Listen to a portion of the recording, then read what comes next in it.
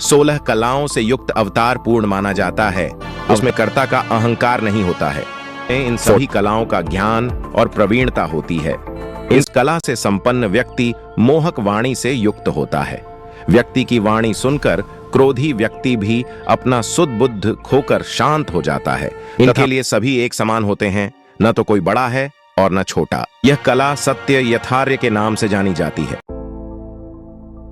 नमस्कार दोस्तों, आज हम बात करेंगे भगवान श्री कृष्ण की 16 कलाओं के बारे में। भगवान श्री कृष्ण को 16 कलाओं से परिपूर्ण माना जाता है। इन कलाओं में उनके आध्यात्मिक, भौतिक और सांसारिक गुणों का समावेश है। 16 कलाओं का वर्णन कई हिंदू ग्रंथों में मिलता है, जिनमें शामिल हैं विष्णु पुराण, महाभारत, वामन पुराण, तैत्तिरीय उपनिषद, भगवद गीता। इन ग्रंथों में 16 कलाओं को विभिन्न तरीकों से परिभाषित किया गया है। कुछ ग्रंथों में इन कलाओं को शारीरिक, मानसिक और आध्यात्मिक क्षमताओं के रूप में वर्णित किया गया है। अन्य ग्रंथों में इन कलाओं को ज्ञान, कौशल और गुणों के रूप में वर्णित किया गया है। विष्णु पुराण में कहा गया है कि एक पूर्ण अवतार में इन सभी कलाओं का ज्ञान और प्रवीणता होती है। इन कलाओं को प्राप्त करने से व्यक्ति को जीवन में सफलता, खुशी और पूर्णता प्राप्त करने में मदद मिलती है। विष्णु पुराण में 16 कलाओं का वर्णन करते हुए कहा गया है कि ये कलाएं भौतिक, मानसिक और आध्यात्मिक दोनों स्तरों पर व्यक्ति के विकास में मदद करती हैं। भौतिक स्तर पर ये कलाएं व्यक्ति को धन, संपदा, प्रसिद्धि और सुख सुविधाओं को प्राप्त करने में मदद करती हैं। मानसिक स्तर पर ये कलाएं व्यक्ति को ज्ञान, बुद्धि और नीति चातुर्य को विकसित करने में मदद करती हैं। आध्यात्मिक स्तर पर ये कलाएं व्यक्ति को दिव्य शक्तियों को प्राप्त करने और मोक्ष प्राप्त करने में मदद करती हैं। विष्णु पुराण में कहा गया है कि कृष्ण विष्णु के पूर्ण अवतार थे, इसलिए उन्हें इन सभी 16 कलाओं का ज्ञान और प्रवीणता थी। कृष्ण ने अपनी कलाओं का उपयोग करके दुनिया को अच्छाई और न्याय के मार्ग पर लाने में महत्वपूर्ण भूमिका निभाई। विष्णु पुराण में 16 कलाओं का वर्णन एक आदर्श व्यक्तित्व के रूप में किया गया है। इन कलाओं को प्राप्त करके व्यक्ति एक पूर्ण और समृद्ध जीवन जी सकता है। इस वीडियो में भगवान श्री कृष्ण की 16 कलाओं को एक आध्यात्मिक दृष्टिकोण से बताया जाएगा। कला को अवतारी शक्ति की एक इकाई माने तो श्री कृष्ण 16 कला अवतार माने गए हैं। 16 कलाओं से युक्त अवतार पूर्ण माना जाता है। अवतारों में भगवान श्री कृष्ण में ही यह सभी कलाएं प्रकट हुई थीं। इन कलाओं के नाम निम्नलिखित हैं। 1. श्री धन संपदा। प्रथम कला धन संपदा नाम से जानी जाती है। इस कला से युक्त व्यक्ति के पास अपार धन होता है और वह आत्मिक रूप से भी धनवान हो। जिसके घर से कोई भी खाली हाथ वापस नहीं जाता, उस शक्ति से युक्त कला को प्रथम कला श्री धन संपदा के नाम से जाना जाता है। 2. भू अचल संपत्ति। वह व्यक्ति जो पृथ्वी के राज भोगने की क्षमता रखता है, पृथ्वी के एक बड़े भूभाग पर जिसका अधिकार है तथा उस क्षेत्र में रहने वाले जिसकी आज्ञाओं का सहर्ष पालन करते हैं, वह कला भू अचल संपत्ति कहलाती है। 3. कीर्ति, यश, प्रसिद्धि। जिस व्यक्ति का मान सम्मान और यश की कीर्ति चारों ओर फैली हुई हो, लोग जिसके प्रति स्वतः ही श्रद्धा और विश्वास रखते हैं, वह कीर्ति, यश, प्रसिद्ध कला से संपन्न माने जाते हैं। 4. इला वाणी की सम्मोहकता। इस कला से संपन्न व्यक्ति मोहक वाणी से युक्त होता है। व्यक्ति की वाणी सुनकर क्रोधी व्यक्ति भी अपना सुध बुद्ध खोकर शांत हो जाता है तथा मन में भक्ति की भावना भर उठती है। 5. लीला, आनंद, उत्सव। इस कला से युक्त व्यक्ति अपने जीवन की लीलाओं को रोचक और मोहक बनाने में सक्षम होता है। जिनकी लीला कथाओं को सुनकर कामी व्यक्ति भी भावुक और विरक्त होने लगता है। 6. कांति, सौंदर्य और आभा।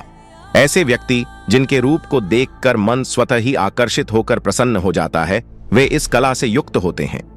जिसके मुखमंडल को देखकर बार बार छवि निहारने का मन करता है, वह कांति, सौंदर्य और आभा कला से संपन्न होता है।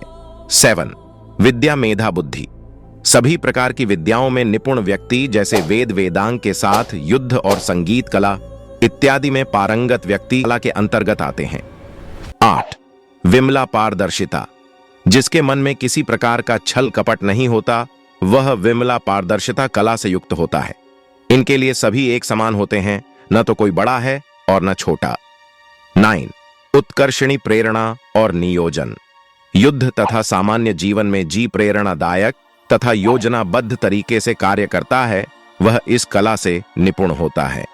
व्यक्ति में इतनी शक्ति व्याप्त होती है कि लोग उसकी बातों से प्रेरणा लेकर लक्ष्य भेदन कर सकें। 10 ज्ञान नीर क्षीर विवेक।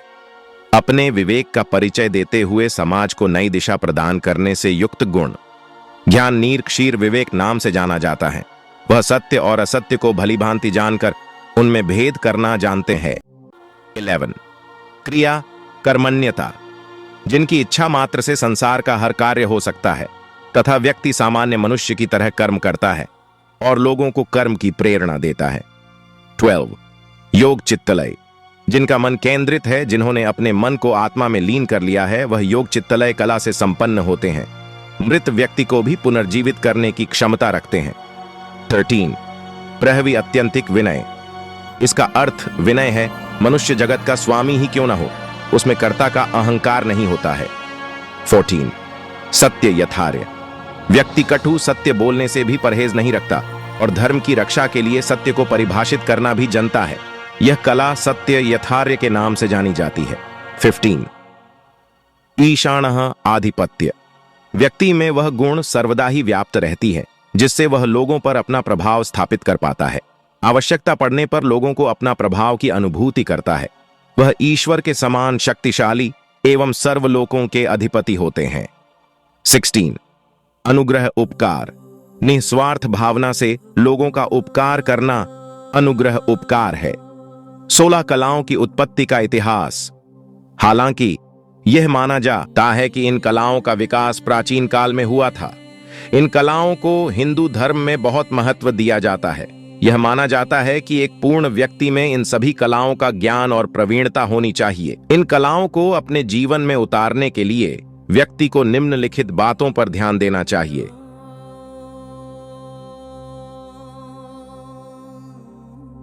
अपने लक्ष्य को निर्धारित करें। सबसे पहले आपको यह तय करना होगा कि आप अपने जीवन में क्या हासिल करना चाहते हैं।